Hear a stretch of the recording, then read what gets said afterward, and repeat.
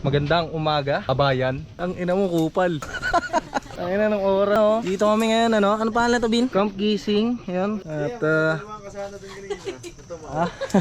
kaya ako, tangin ng dumpon din ako sa gilid. Ay, nakala ko tataob po taragis na yun. So, dito kami ngayon sa Camp Awil, mga tol. Ayan, kasama natin yung mga ano na. Gising pala. Awil tuloy. Camp Gising pala, mga tol. Yan. Kasama natin yung mga tropa nating taga Cavite. Dinamay tayo. Yan. Ano kailangan to? Bin? Yeah. Kunin mo. Tawagan si Kuya. Technique mga tol pagka wala kayong pambrush. Shoutout sa barbecue ng nanay ko. Miles Barbecue, order na kayo.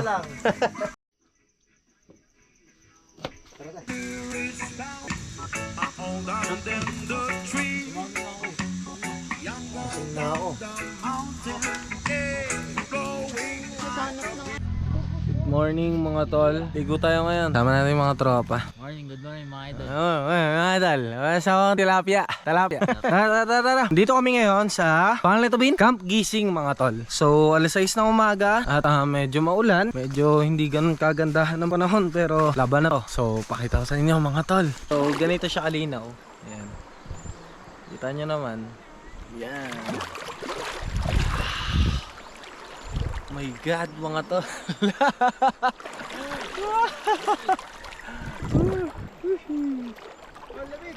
Yeah.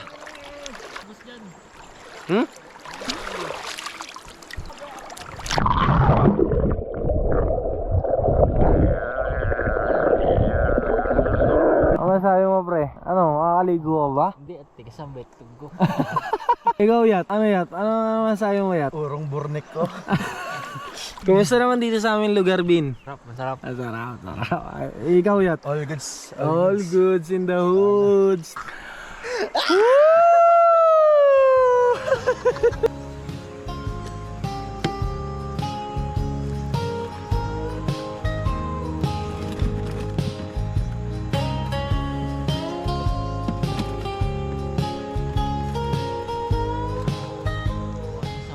Simple lang siyang bagay pero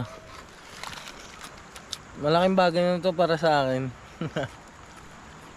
Makapunta ako sa mga hilog. Bata pa lang tayo hinuhubog na tayo palagi panahon. Kaya yung mga ganitong bagay or yung mga ganitong napupuntahan namin, masaya na kami. Sino ba namang di may ignorante? Ganitong lugar. Kaya pa, tahimik, walang ingay. Kunin lang ng mga ilog, ibon, kunin ng mundo. Iba kasi yung pakiramdam. Oo, katulad nila. Yan din naman tayo ng mga bata tayo. Lumaki lang yung gastos natin ngayon nung matatanda na tayo. Hindi ka mukha ng mga bata tayo. Naghahanap lang tayo ng tamang ilog. Yung mga pagdadawdawan, pagtatampisawan. Ito naman pagbata eh. Kasi siyempre, tumatanda ka na, may bayad ka na sa entrance. Ganun pa rin naman tayo. Kaya pa rin yung batang yan. Nabuhay niyo kami! Kaya ikaw, pag stress ka mga tol, dagat mo lang, iilog mo lang, ibundok mo lang, or kahit saan man yan. Taon sa masaya, gawin mo lang yan.